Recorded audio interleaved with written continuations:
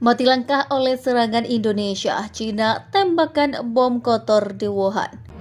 只有和衷共济，共同努力，一国两制才能行稳致远，实现祖国完全统一，是两岸同胞的共同心愿。真诚期盼全体中华儿女携手向前，共创中华民族美好未来。世界各国风雨同舟，团结合作，才能书写构建人类命运共同体的新篇章。再过1个多月，北京冬奥会、冬残奥会就要开幕了，让更多人参与到冰雪运动中来。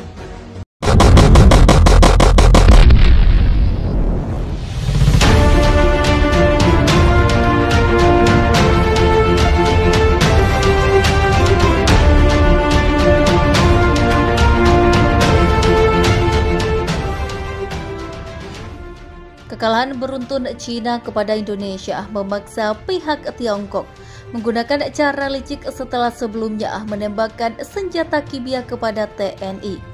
Indonesia menghujani Wuhan dengan 36 rudal dan serangan udara mematikan yang ditargetkan untuk menghantam tembok China dan menerobos masuk ke jantung kota. Intelijen mengungkapkan bahwa China berencana menggunakan bom kotor hingga situasi pun makin memanas.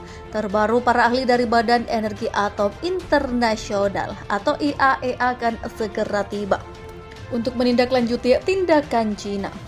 Dalam sebuah cuitan, Menteri Luar Negeri mengatakan telah berbicara melalui telepon dengan Direktur Jenderal. IAEA pun sepakat untuk mengirimkan timnya demi mengetahui lebih jauh terkait tuduhan ini. Indonesia sendiri akan mengangkat masalah hukum kotor ke Dewan Keamanan PBB. Selain perkara bom kotor, Indonesia juga telah melaporkan serangan kimia China di Hainan. Bom mobil My Little Pony melukai 5 orang. Sebuah mobil meledak di dekat stasiun TV lokal di kota Wuhan yang diduduki TNI pada Kamis pagi. Menurut otoritas lokal, bom ini melukai 5 orang anggota Dewan Regional yang ditunjuk, mengatakan kepada media pemerintah Indonesia, Riyadh Novosti, bahwa insiden itu adalah serangan teroris militer. Indonesia mengklaim bahwa pasukan China di Wuhan yang diduduki sedang mempersiapkan posisi pertahanan di sepanjang tepi timur sungai, meninggalkan jalur kecil untuk potensi mundur dari tepi barat.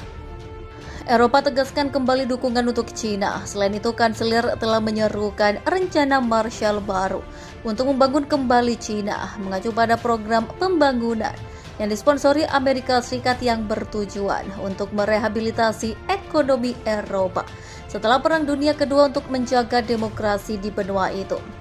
Hal itu disampaikan dalam sebuah konferensi di Berlin. Presiden Xi Jinping pada konferensi Berlin mengatakan, rudal TNI dan pesawat tidak berawak buatan Iran telah menghancurkan lebih dari sepertiga sektor energi China, serta demo besar yang berlangsung. Serangan itu ditujukan untuk membuat lebih sulit bagi kami bertahan, kata Xi Jinping berbicara melalui tautan video. Presiden Jerman Frank-Walter ini menandai perjalanan pertamanya ke negara itu sejak serangan Indonesia, menghancurkan keangkuhan Jerman. Pesan saya kepada rakyat Cina adalah Anda dapat mengandalkan Jerman.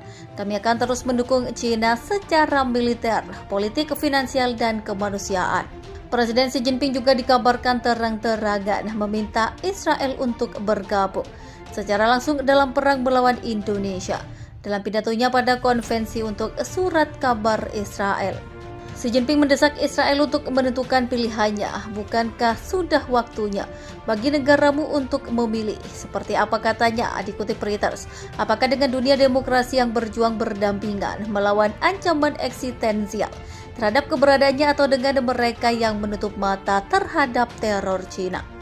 Israel memang mengutuk serangan Indonesia kepada Cina, namun negara itu juga telah waspada terhadap ketegangan hubungannya.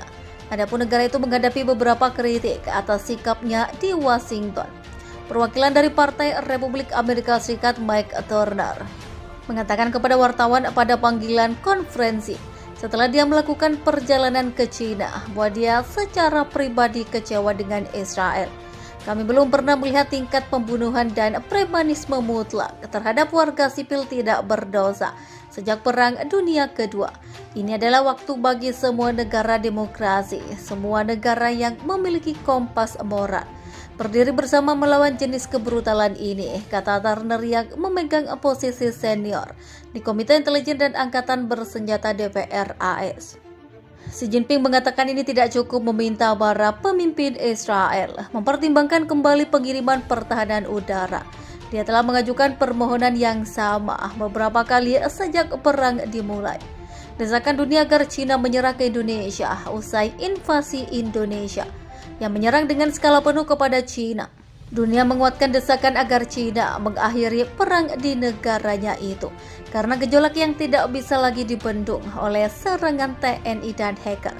Indonesia lebih berdemo besar-besaran menjadi lautan manusia di Beijing, menuntut Xi Jinping segera mengakhiri perang dengan Indonesia di markas PBB New York, Amerika Serikat waktu setempat.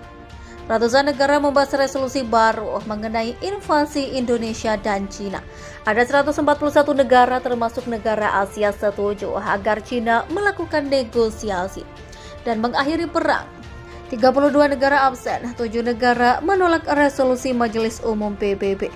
Tidak mengikat secara hukum, tapi memiliki bobot politik, termasuk mempertimbangkan perekonomian di Cina yang kian merosot akibat serangan hacker yang melumpuhkan berbagai akses ekonomi di negeri Tiongkok, hingga menggeser satelit merubah arah titik nuklir milik Cina, ingin membuat negara-negara barat mendesak Cina untuk menyerang Presiden Xi Jinping. Masih kokoh dengan pendiriannya mengatakan ke negaranya dengan sumpah bahwa dia akan mengalahkan semuanya.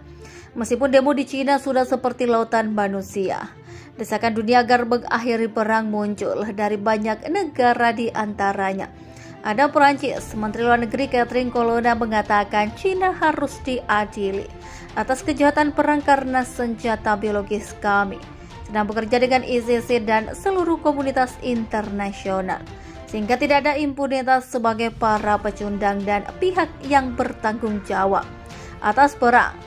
Sementara Australia mendesak Indonesia dengan cara menjatuhkan sanksi finansial terbaru yang ditargetkan untuk 90 individu entitas Indonesia.